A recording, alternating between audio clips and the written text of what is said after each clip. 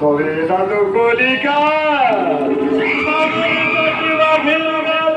তাই কতদিনই সুখে থাকবে বলা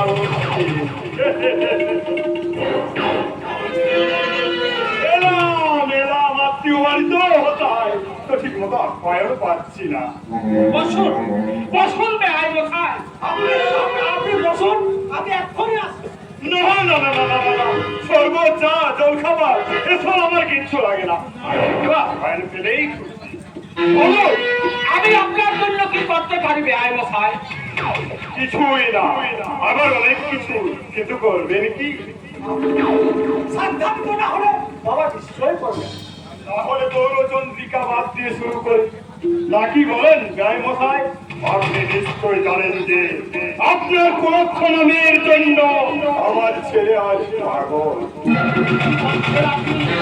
আমার মেয়ের জন্য?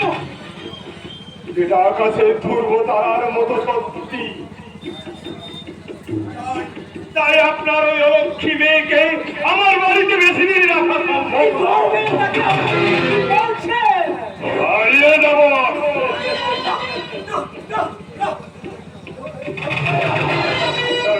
কলিকা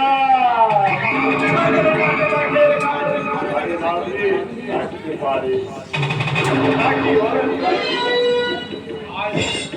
তাই বলে দাঁড়িয়ে না দিয়ে রাখতে পারি একটা শর্তে।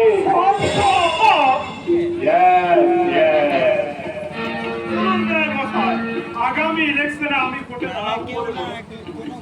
তাই আপনি আমার প্রতিটি জনসভায় আমার হয়ে কোনো কীর্তন করে মঞ্চে দাঁড়িয়ে বক্তৃতা দেবেন।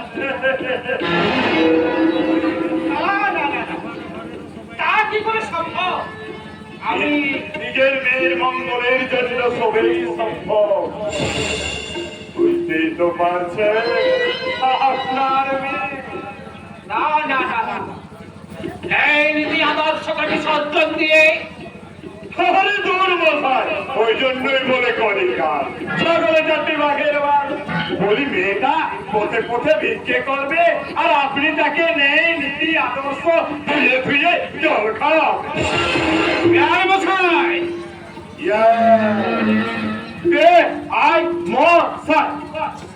মানে নিকটাত্মীয়, আশা করি সেই নিকটাত্মীয় মর্যাদাটুকু রাখছে। সেই সঙ্গে নিজের মেয়ের চিন্তাটা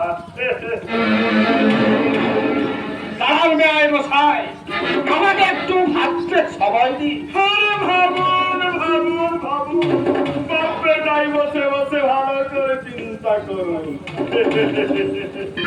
চলে যাবো ছাগলে চাটি বাঘের গাল।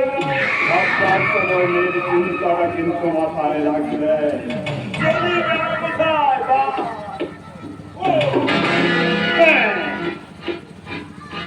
আজ পরের দিন আবার দেখা হবে, কেমন?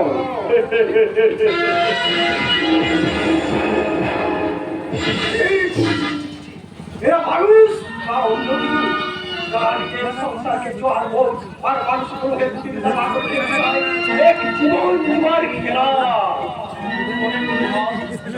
এরাই সমাজের অতি মানব।